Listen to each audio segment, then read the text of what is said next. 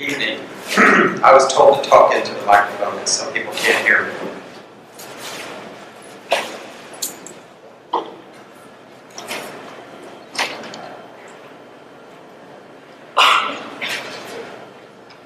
I get to talk about the Old Testament. So, most people will say, well, that's, that's old stuff. It's really the New Testament that we should focus on, and it really doesn't have any application to us whatsoever. And so, why are we hearing about this? And I'm going to try and do in the next hour talk about the Old Testament in making it interesting, but also making it applicable to us today. And so, let me start by saying I'm not a Bible scholar, and I have had classes in the Old Testament, and next week I'm going to be teaching the New Testament, and I've had classes in that in deacon formation, and that's what I'm primarily relying on. And I do come from a Protestant background, and when I was a Methodist, Bible study in Methodist and Baptist and other mainline Protestant denominations, and probably all Protestant denominations, is a big deal.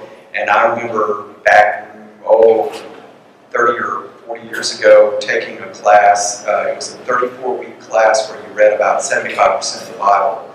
And so, I know it pretty well, but if you start asking me to quote scripture and verse and all that sort of stuff, I'm not going to be able to do that. But I know the major themes and more particularly how they apply. So let's get to it. The Catholic Old Testament, first off, is different than the what we call the Protestant or the Jewish Old Testament. This is just the Bible that I will be referring to is called the New American Bible, and it is the official, sort of one of the officially recognized Bibles of the Catholic Church, and I'll talk about that in a minute, why that's significant. But it's the translation of the New American. If you're used to the Protestant Bible, King James Version, or the Revised Standard Version, it's going to be a little bit different, but they're all going to be very similar. The Catholic Old Testament has actually 73 books, whereas the Protestant Old Testament has only 66 books. And so the difference, everybody, is if you're Protestant, you're going, what's the difference and where are these books coming from? There's 7 books, okay? And you'll hear these. And one thing to keep in mind is this: when you go to Mass, you normally, oftentimes, the first reading will be an Old Testament reading. And so you will hear, a reading from the book of Sirach, and you're going, or a reading from the book of the prophet Baruch. And these are different books that are in what they call in I was going to say the Methodist Bible, but it's really all Protestants. They call it the Apocrypha. And so these 7 books are Baruch, 1st Maccabees, 2nd Maccabees, Nahum, Song of Songs, Tobit, Wisdom of Ben Sirach or Sirach, and they comprise what we call the Apocrypha. Now, let me read from you. I'm going to be reading different passages because I think these are just really, really incredible readings. The Sirach is what we call a wisdom, and I'll talk about that in a minute, but I just want to sort of open up with, you're thinking, well, what is this book of Sirach, and is it really truly the Bible? Here is what it says in chapter 3, verse 17 on humility. My son, conduct your affairs with humility, and you will be loved more than a giver of gifts. Humble yourself the more, the greater you are, and you will find mercy in the sight of God.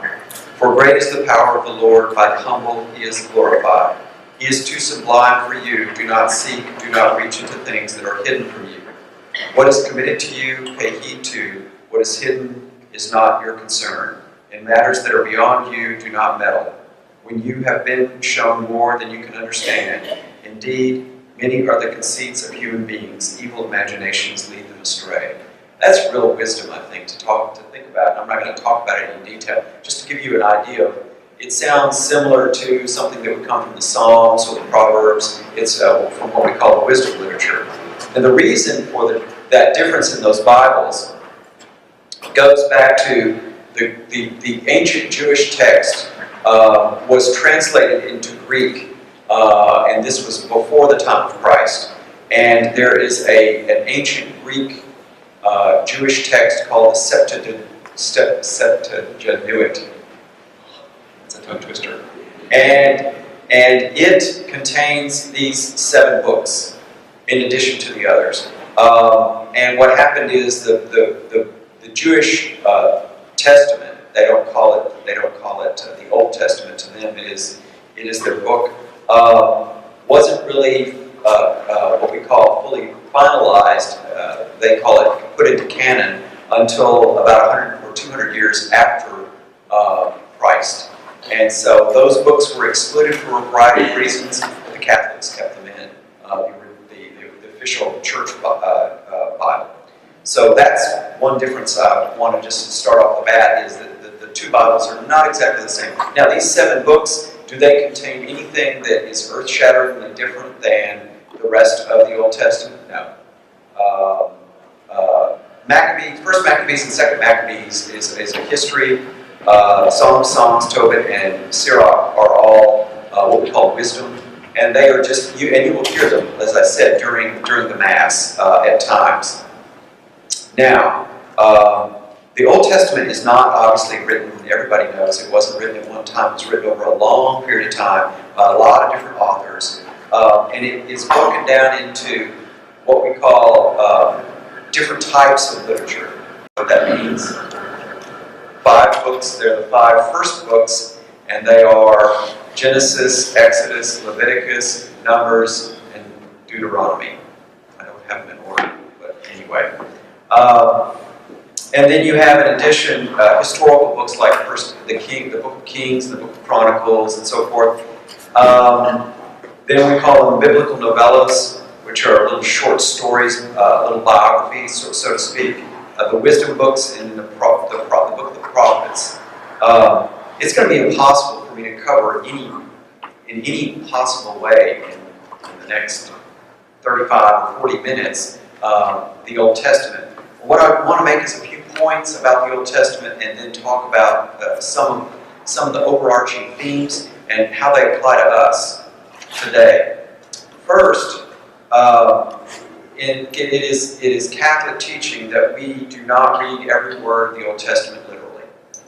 The Old Testament is the divinely inspired Word of God, but God, the way we put it is, God was not sitting over the shoulders of the authors of these various texts and telling them exactly what to write. So it's divinely inspired, but it is not. And I'll talk about Genesis in a few minutes, about the divine creation.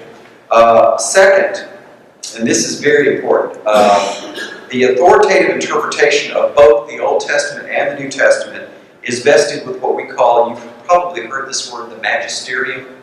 Heard that word? No? Yes. Magisterium is simply a really fancy word for the scholars at the Vatican who over the centuries have studied in great depth the Old Testament, and they have come to certain interpretations and conclusions about it, which are contained in what we call, some of it's in the Catechism. You've heard that referred to. This is sort of like your encyclopedia that you can look to if you're interested in knowing what Catholic doctrine is and what Catholic faith is. I mean, this is the foundation next to the Bible. But in addition, and here's a key point, and the reason you want to get the New American Bible is because the footnotes and the preface notes are not just notes written by a biblical scholar. They're notes that have been approved by the Church and thought through by a lot of different people at the Vatican. And so for that reason, they are very helpful in understanding the context of different passages. And by the way, if anybody wants to ask any questions at any time, just raise your hand. I don't want this to get dry. I want to engage people in conversation.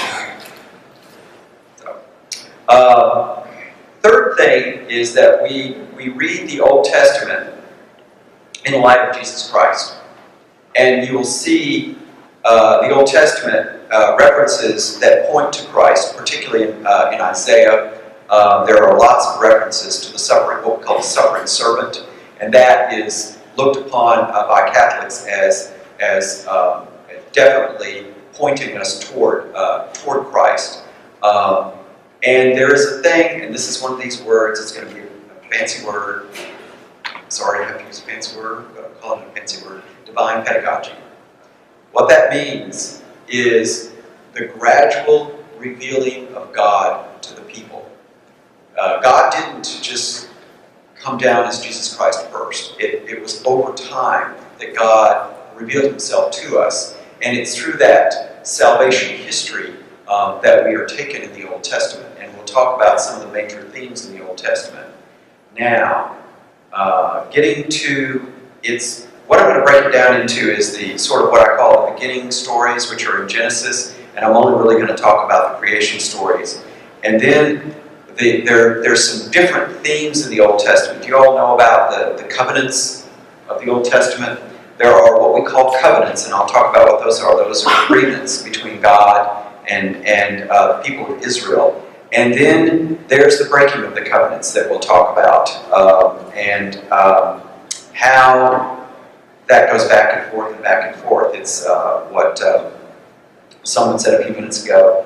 Preston, I think, just summarized it up in about 30 seconds, and I go, well, we could probably just do that. You'd understand everything that I'm going to be telling you right now.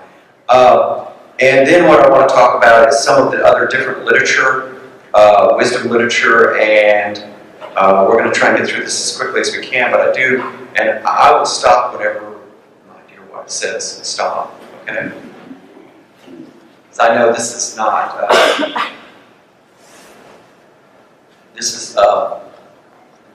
you can tell stories. I mean, that's one way to approach this, that are in the Old Testament, which are very fascinating, but I want to put the things into context, and how does this relate to us today? So let's start with the creation stories.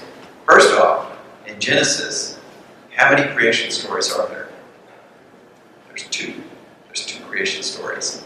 So what's going on here? What the heck's going on? How can there be two creation stories? Well, actually, the second creation story was the first creation story, and the first creation story was written later. So what I want to do, though, is to read the first creation story, which was actually written later, then I'll explain why that story was written, at least according to somebody that might know something about it, and that is Pope Benedict. So I'm going to read it slowly, and I want you to think about, because there's all sorts of people wonder about, evolution, creation, and was the world created in 7 days, and all that sort of stuff. But listen to, the creation story was not so much about exactly how the world was created, but why the world was created. So I'm going to explain it. So listen to this, and I'm going to read the first chapter, and it will take a while, but I think it's important. These are the first words of the Old Testament, and they really are very powerful words. In the beginning, when God created the heavens and the earth was without form or shape, with darkness over the abyss, and a mighty and sweeping wind over the waters. Then God said, "Let there be light," and there was light. God saw that the light was good. God then separated the light from the darkness. God called the light day, and the darkness night. Evening came, and morning followed the first day. Then God said, "Let there be a dome in the middle of the waters, to separate one body of water from the other." God made the dome, and it separated the water below the dome from the water above the dome. And so it happened. God called the dome sky. Evening came, and morning followed the second day. Then God said, "Let the water under the sky be gathered into a single basin, so that the dry land may appear." And so it happened. The water under the sky was gathered into its basin, and the dry land appeared. God called the dry land earth, and the basin of the water he called the sea. God saw that it was good. Then God said, "Let the earth bring forth vegetation of every kind, a plant that bears seed, and every kind of fruit tree on the earth that bears fruit, with its seed in it." And so it happened. The earth brought forth vegetables, every kind of plant that bears seed, and every kind of fruit tree that bears fruit, with its seed in it. God saw that it was good. Evening came, and morning followed, the third day. Then God said, Let there be lights in the dome of the sky, to separate the day from the night. Let them mark the seasons, the days, and the years, and serve as lights in the dome of the sky, to illuminate the earth. And so it happened. God made the two great lights, the greater one to govern the day, and the lesser one to govern the night and the stars. God set them in the dome of the sky to illumine the earth, to govern the day and the night, and to separate light from darkness. God saw that it was good. Evening came, and morning followed the fourth day. Then God said, Let the waters teem with an abundance of living creatures, and on the earth let the birds fly beneath the dome of the sky. God created the great sea monsters and all kinds of crawling living creatures with which the water teems, and all kinds of winged birds. God saw that it was good, and God blessed them, saying, Be fertile and multiply, and fill the water of the seas, and let the birds multiply on the earth. Evening came, and morning followed, the fifth day. Then God said, Let the earth bring forth every kind of living creature, tame animals, crawling things, and every kind of wild animals. And so it happened. God made every kind of wild animal, every kind of tame animal, and every kind of thing that crawls on the earth. God saw that it was good. Then God said, Let us make human beings in our image, after our likeness. Let them have dominion over the fish of the sea, the birds of the air, the tame animals, all the wild animals, and all the creatures that crawled on the earth. God created mankind in his image. In the image of God he created them. Male and female he created them. God blessed them and said to them, Be fertile and multiply. Fill the earth and subdue it. Have dominion over the fish, the sea, the birds of the air, and all the living things that crawl on the earth. God also said, See, I give you every seed-bearing plant on all the earth, and every tree that has seed-bearing fruit on it, to be your food, and to all the wild animals and all the birds of the air, and all the living creatures that crawl on the earth. I give all the green plants for food. And so it happened. God looked at everything he had made, and he found it was very good. Evening came, and morning followed, the sixth day. Now that's the first creation story, but it wasn't written first. What Pope Benedict says, and is believed to have happened, is that this was written in response. The people of Israel, and I'll talk about this in a few minutes, were in exile in Babylon in about 570 BC. And there was a creation story that the people of Babylon had that basically said that the creation of the world was really a battle between two different gods, and that it was out of this conflict that the earth arose, and that all the people arose, and all the animals and all the creatures. And what the Israelites were upset about is that the Babylonians were saying that evil and good are evil and good are opposite sides of the same coin, and that it was out of this conflict that the creation arose. And they wrote this story to make it clear that what God created was what's the one word that keeps going throughout this whole thing, that you keep hearing over and over again after each day. What does he say? It is good. And what does he say when he creates man and woman? It is very good. And so that is the point of the story, is to make it clear that all of God's creation is good, and that particularly we are very good, and that Catholic teaching is that all human beings are basically inherently good. Now, we have this sin thing and all that sort of stuff that I'm not going to talk about at this moment, but that is a basic, fundamental point that's being made here. And so that is an interesting thing. I mean, that why did God create us?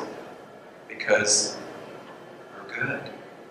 And that's something to remember. Now, we live in a fallen world and we're tainted with sin, but we're not inherently evil. And that's the point, I think, of the story. So are there any questions about that? I'll talk about the second story in a second, but I wanted to sort of start with the first story, which was actually written later than the second creation story, which was the earlier story. Historical. Oh, come on, somebody's got a question.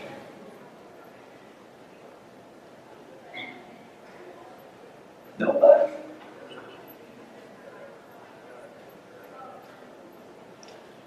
Well, shucks, come on. No questions? No questions, why? No. I mean, it's very important. I mean, do you see a difference in how, and I'm not going to, well, there are some viewpoints that people are basically inherently evil. And I think this is what attracted me to the Catholic faith, is that we are saved by grace, but that we have original sin that taints us, but originally, down deep, we're all basically good people. And I think that's I don't know, I just think that's very fundamental to our faith. And it carries through the whole salvation story. Nobody? Not a single question. Well, is anybody bothered by the fact that Catholic doctrine also does not view that there's a literal 6 days, that creation did not occur within 6 days, that we, in fact, the Pope was just quoted in that the last day or two. I pulled it if anybody had any questions or concerns, but what the Pope says is that evolution in the context of God's creation is something that can work together in a mysterious way. We don't believe in the concept of evolution without a divine creator. And he talks about the Big Bang Theory and all that stuff, but there is a beginning, just didn't come out of nowhere. So, nobody? Okay. Well, I thought those would raise all kinds of questions. I just felt like one time brought up the, I've always thought there's no difference when creation follows.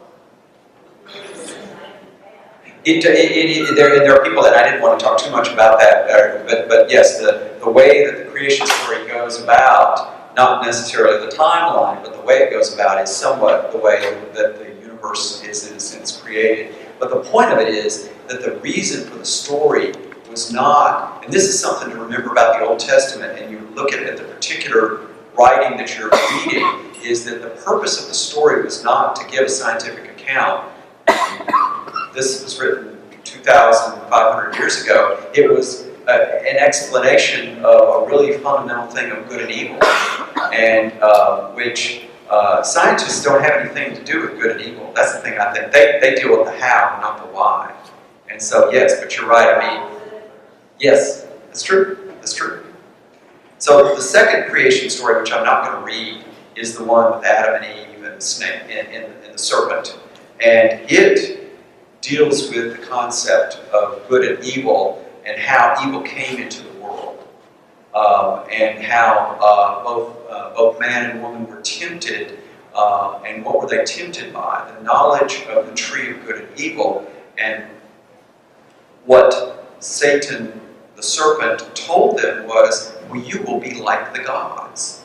Because you will know. Because before the fall, Adam and Eve, our progenitors, didn't know between good and evil.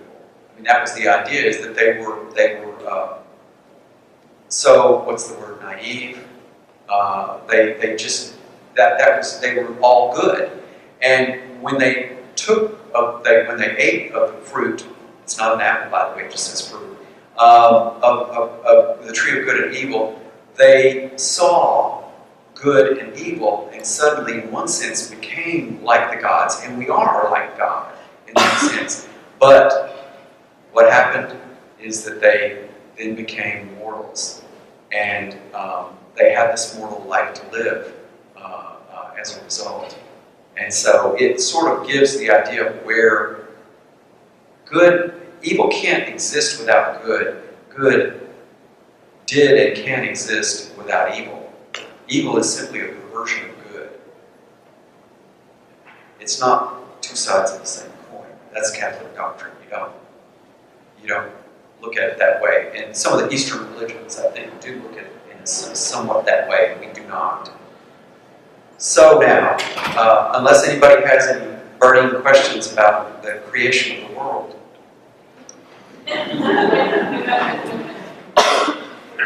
we'll move on. Okay, I have this huge period of time I'm going to start covering, and what I want to talk about, there's a couple of really big themes. One I've already mentioned is this divine pedagogy. The other one is these covenants, and really much of the Old Testament is the story of the history of these covenants that God had with His people, and the breaking of those covenants by the people. Now, first off, what is a covenant? Does anybody know what a covenant is? Oh, we got some in the back. Good, good. It's a promise between God and the Yes. Exactly. A marriage agreement between my wife and myself. We agree now. There's a sacrament there and all this other stuff. Like it's a partnership. Would be better. There's party. Okay, partnership. If we enter into a partnership and Marty has a house down in Florida and I buy into the partnership, then that's an agreement that we can, make and break and do all that sort of stuff with. But there's a legal contractual relationship between us. A covenant is between God and the people. And there are a number of covenants that God made, and in making these covenants, God is sort of tying the two together. God is revealing Himself to the people. The first covenant is really interesting. Well, let me ask, which covenant do you think is the first covenant that was made in the Old Testament? Actually, no. That's the next one. But it is not the very first one. And most people think of Abraham's covenant. And the first covenant is with Noah. And that's where God, the people, became so wicked and evil, I guess is the right word, that God wiped out everyone except for Noah and his family. And having destroyed them, everyone, God said, and this is from Genesis, I establish my covenant with you, that never again shall all flesh be cut off by the waters of the flood, and never again shall there be a flood to destroy the earth. And that's from Genesis 9:11.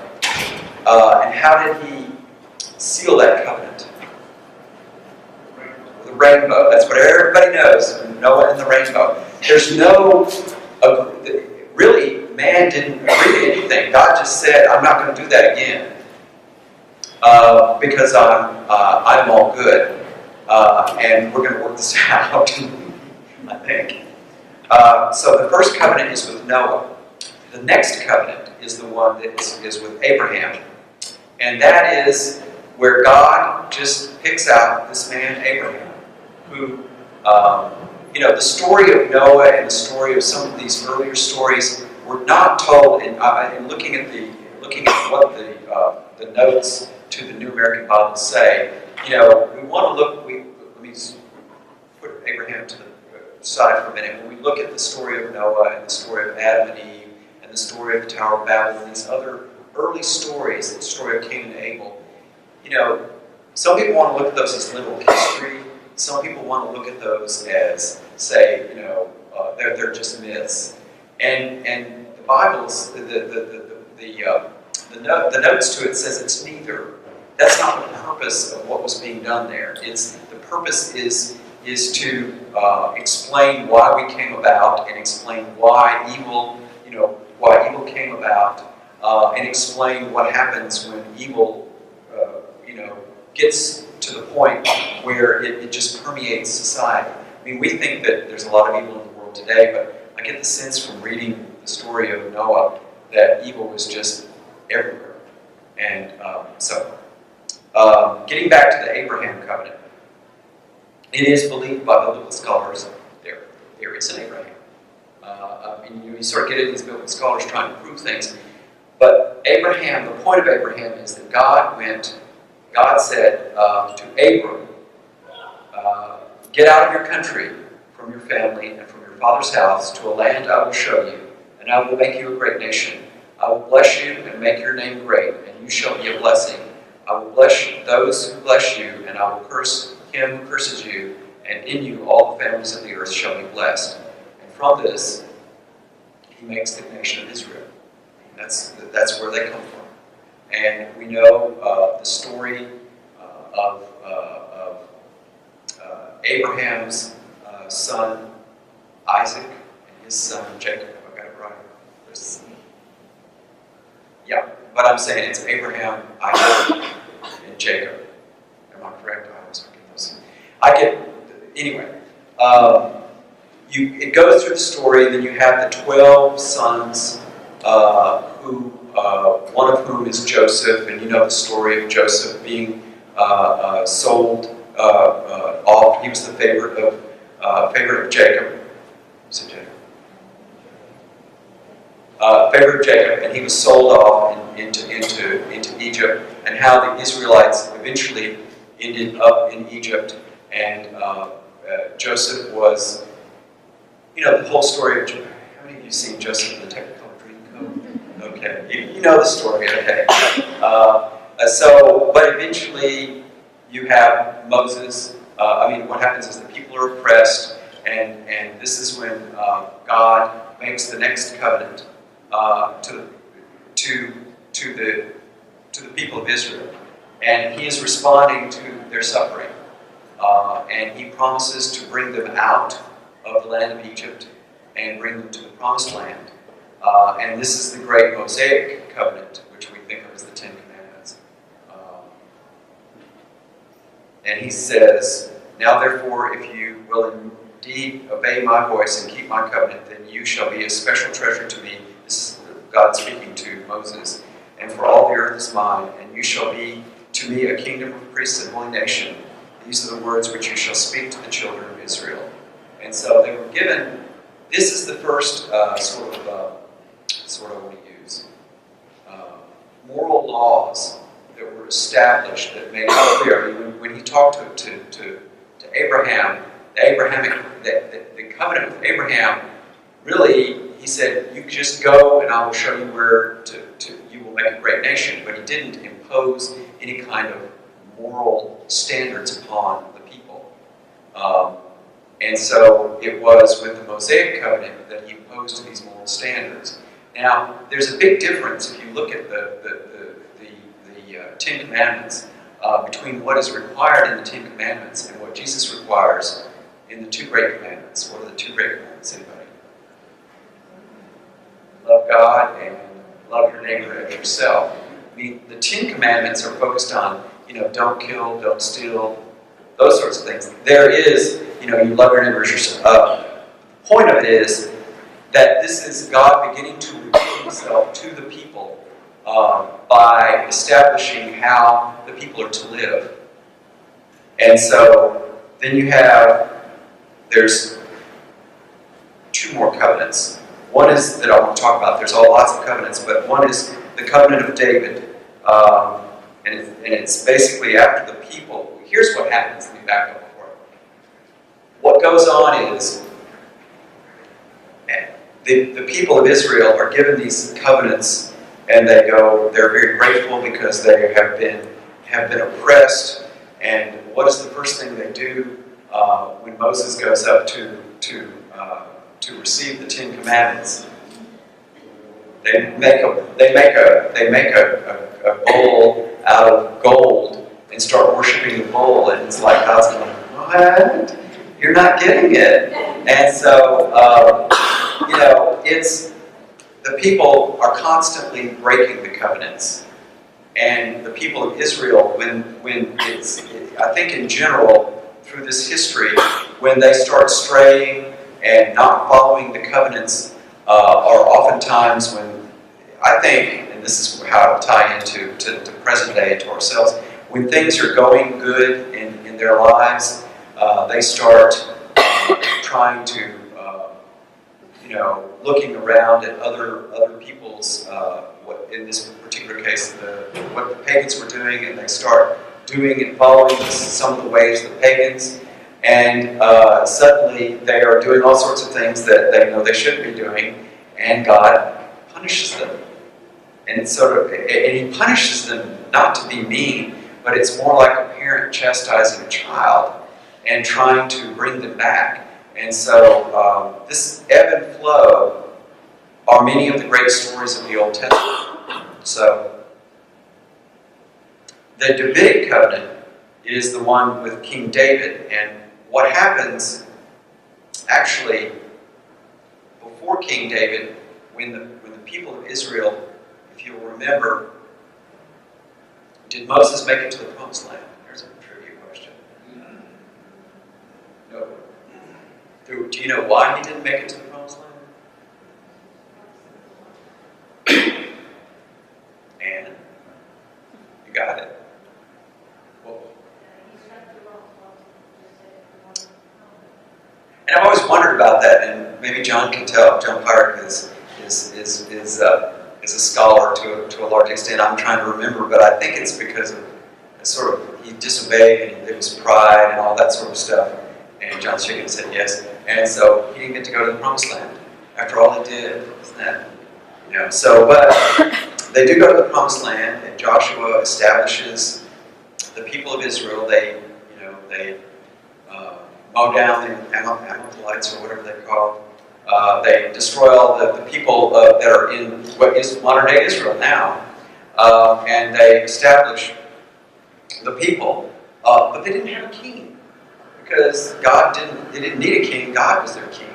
But, people are people, and they wanted a king. And so there was a period of time that they called the Judges. That's the book of Judges, where you had different people who were, they weren't exactly kings, they were more like prophets, but they sort of had this, it's hard to explain exactly how their world or society worked, but eventually God gave in and gave them a king, and starting with what king? Saul. Exactly. You all know this better than I do. Does anyone come up here? No, you go right ahead.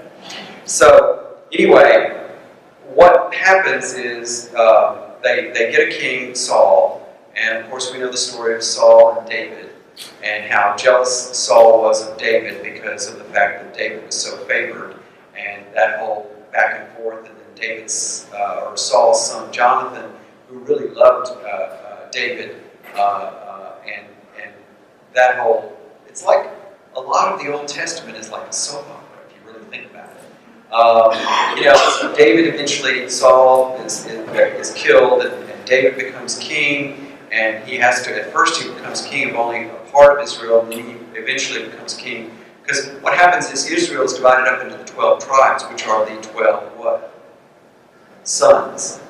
And so, when David becomes king, of course, then he becomes so powerful and so forth, and what does he do? Bathsheba, we all know the Bathsheba story, right? Right, Marty? I'm not used to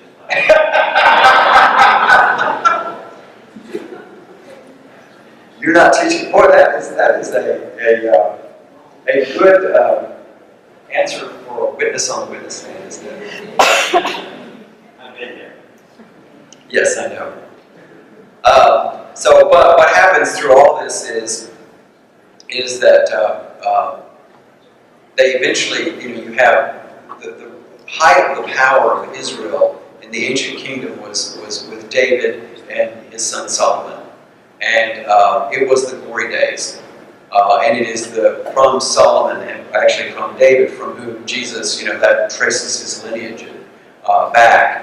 But what happens after Solomon is it kind of goes through this period of all these different kings, and I'm not going to go through all those names of Jeroboam and all of that, but they just go back and forth, and they keep breaking that darn covenant, and they keep coming up with new covenants. God does. Eventually, as I mentioned before, the breaking of the covenants, you have Noah and the flood. Well, actually, that was not a breaking of the covenant, sorry. Tower of Babel, because of the pride.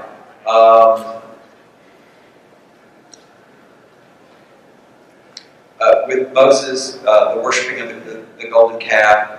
And then the people of Israel, you get these stories, and there's...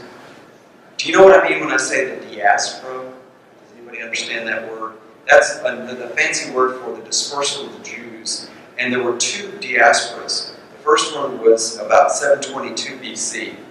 And in it, this was after Solomon's death, his kingdom broke in half. And Jeroboam, who I said I wasn't going to mention, but there he is, was the first king who divided Israel. And he started doing some sinning and stuff and turning away from the laws, and so all the people turned away. And so what happens is Assyria comes in and conquers what they call the northern kingdom, and they took 27,000 Israelites into exile, and a lot of them were sent. It happened again for the rest of Israel in the Babylonian exile. And I do want to read something. This is from Psalm 137.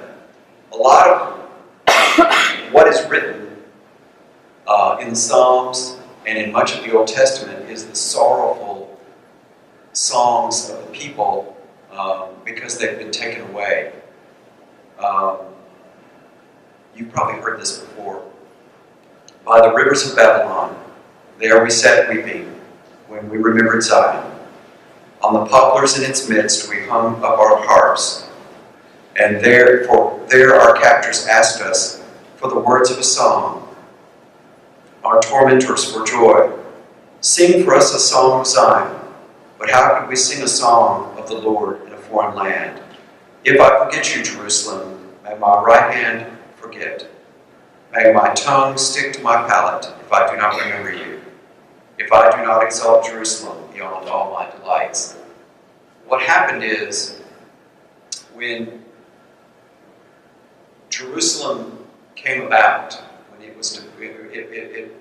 was established, much of the Jewish faith centered around the Indiana Jones thing, the Ark of the Covenant, where the Ten Commandments were.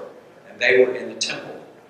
And there, what people did was the way they dealt with sin was to atone for those sins by making sacrifices. And this is what brings us all the way up through Jesus as the ultimate priest and all that stuff. And so, around 573 BC or 586 BC, when the Babylonians came in and destroyed Israel and took many of the people of Israel away to Babylon, number one, they destroyed the temple and all that was in it.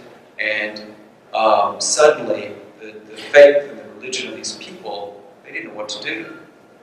Because their religion was founded in a place, the place of Jerusalem. And so they adjusted, they changed. And that's where the early synagogues started developing, and they started, many of the Psalms and all these things were written in order for them to deal with their own suffering and the fact that they were in the midst of these foreigners. Eventually, they came back, but it took many, many years before they came back. And so, how am I doing on time?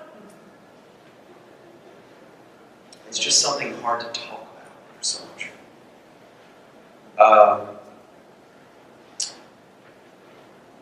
That's the point I wanted to make about, and much of Isaiah, the books of the prophets, and that's what I'll talk about now, deal with Prophets, what are prophets? What do they do? What's the purpose of a prophet in the Old Testament?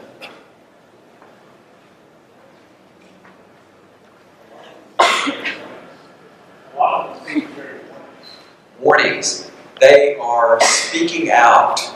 Now, prophet doesn't mean that they are predicting what's going to happen in the future so much as they're warning about what you're doing now is wrong and you need to repent.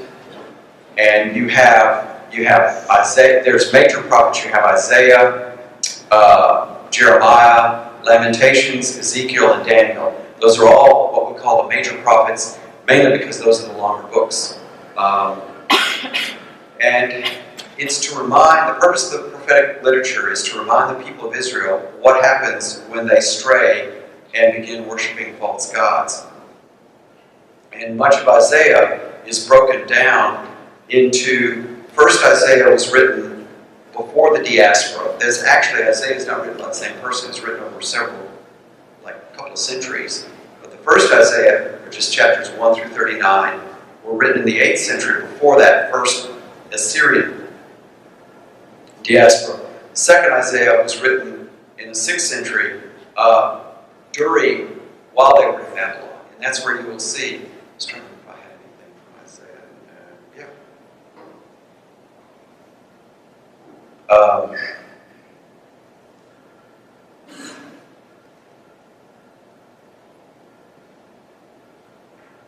This is from first Isaiah. Hear, O heavens, and listen, O earth, for the Lord. An ox knows its owner, and an ass its master's manger. But Israel does not know, my people has not understood. And that's sort of the beginning of first Isaiah, where they're being warned, as you said, just exactly what you're saying.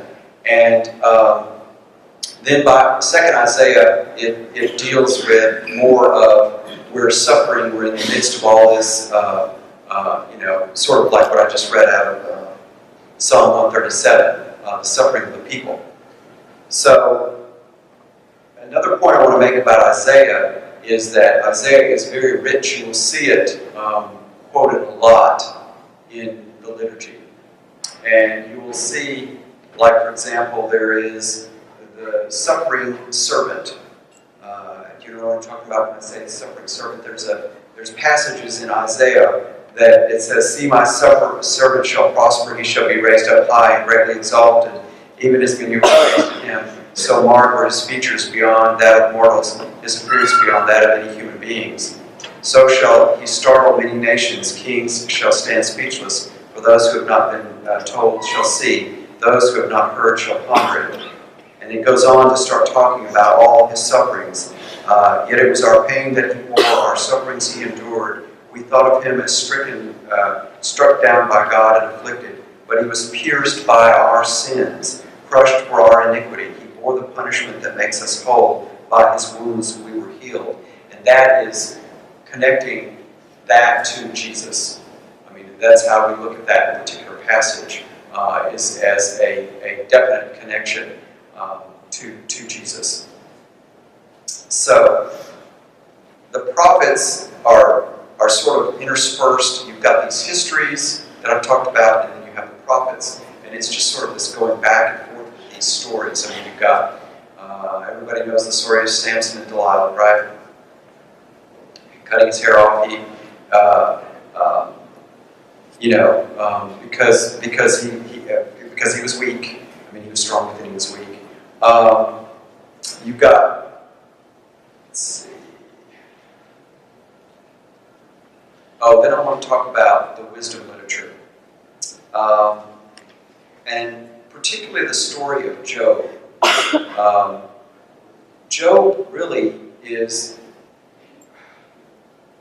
I'm just going to read this because this is just so good. I got this from these were from my notes when I took this class. Job is described as a poem of moral outrage. It gives voice to every accusation against God, and its blasphemy is cathartic.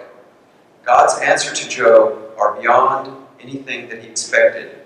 We follow Job's own voice, hearing his soul. The outrage would not be so intense if he didn't love God. And And you know the story. Does everybody know the story of Job? And, basically, Job is this fellow that's really, just kind of got everything, and he's a good man, and God's going, oh, look at how good my Job is. And then you have, he's called Satan, but he's more of just a challenger, saying, well, if you, took away all of his stuff, would he still be good, for no reason? And so that's what happens. And Job, this is ashes I came into this world, and ashes I will leave. That's where that comes from, Job. And what we talked about in this class is that at the time Job was written, the people of Israel believed that if you sin, God will punish you. But if you were good, God will bless you by giving you good things and happiness in life. And the problem is that God wants us to love Him above all things. There's the key. Above all things. So if God takes away all of Job's blessing, does Job still love God? Why would God make Job suffer to see if He loves him or curses him? Isn't this a new development in our relationship with God and a prelude to the incarnation of Christ? Suffering of a good man to the people of Israel at the time probably was, they didn't understand. It had no meaning. Only sinful people were supposed to suffer. Yet Job and subsequently Jesus helps us to understand that suffering in this world does have meaning. And that's something that's very critical, it's very important to Catholic doctrine. You walk into that church, and what do you see? What do you see in the back of the church? A crucifix. And who's on the crucifix? And what is he doing? He's suffering. That's very fundamental to our understanding of our faith. Some people want to skip Good Friday and go to Easter. And as we say in the Catholic faith, you have to go through Good Friday to get to Easter. As you'll see when you go through this whole Easter Triduum thing, it is a very, I've always thought of Holy Week, if you go to all of the liturgies, you're exhausted. It's exhausting. And that's good. Because that's the way it's supposed to be. Because that's what our faith is supposed to be of such depth. It's not all happy. There is Easter, but you've got to go through that first. So it goes on to say, why should we sin? Why should we who sin now accept suffering with a purpose in modeling ourselves like Christ? This divine pedagogy and Job's suffering is not as horrific as we first think. God simply took away all of Job's blessings to present Job with the following choice. Do you love me, or do you love your possessions? And that's the question that we have to ask ourselves all the time. And that's why I think that when you look at the Old Testament, some of the themes that are in the Old Testament are ones that apply not just these old books written many years ago, but they apply to us today. All right, we looked at your watch. How are we doing? Is it time? Okay. I'm almost done, actually. A couple of things. One thing I forgot to mention is, and I'll particularly talk about, well, I can say it now, the New Testament. The church wrote the New Testament.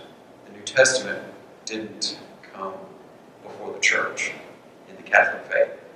Keep that in mind, that it came as an oral tradition and then was written down, and I'll talk about that next week.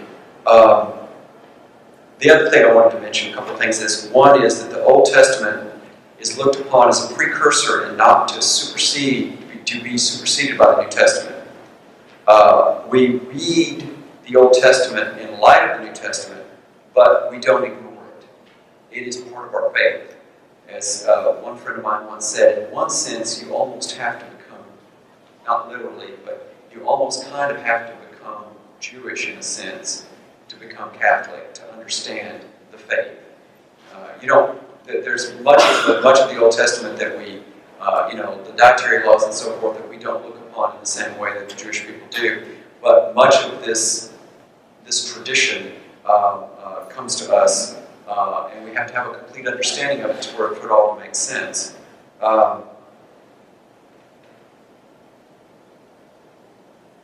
Let's see, for centuries. I got off on a little tangent here. As we'll see in the New Testament, Christ revealed himself to the Jewish people, but he did not limit himself to the Jews. Christ is for all people. And this gradual revealing, the gradual pedagogy, this started with Christ, as the complete, utter incarnation of God in a single human being. And, he lived 33 years on this earth. And the divine Christ has always been and as always will be. And the human Christ was born and then was crucified and died, went down to hell, came back up, and ascended into heaven, and left his disciples and apostles to expand, to take Christianity out into the world. And it has taken centuries, but we now have a church that has over 1 billion Catholics and 2 billion Christians in a world of about 7 billion people. So the Old Testament is just the beginning of the of this divine pedagogy. And I would just say that this is what I would end with. Just as the Israelites break those covenants and come back to God, we do that in our daily lives. And we can look to the Old Testament to see how God loves his people no matter what. He may chastise them, and we may not like it, but in our own lives, that same sort of thing happens. It's sort of like the prodigal son when we stray into the wilderness, into that exodus that the people of Israel did. We will come back. And that is that realization that you're in the wilderness at times in your life, and that God is calling you back. A lot of that can be looked at through the Old Testament. And I guess I'm done. I don't know.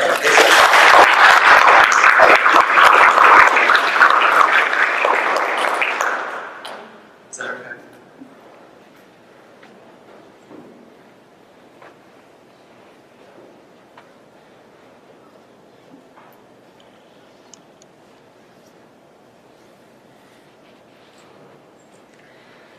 I think what Mike presented gives us a lot of food for thought. And on your syllabus, we were to read sections in This Is Our Faith that reflect on questions 3, 4, and 5 on page 43. And I'm thinking now is a perfect opportunity to, if you want to join another table, that would be okay if your table is not full and you want to join another table so that there's someone at the table talking. To discuss these questions in your small group. And so for say 10 minutes, and then if anyone has anything they want to share at the end of that 10 minutes that came out of their small group, we would love to hear that, okay?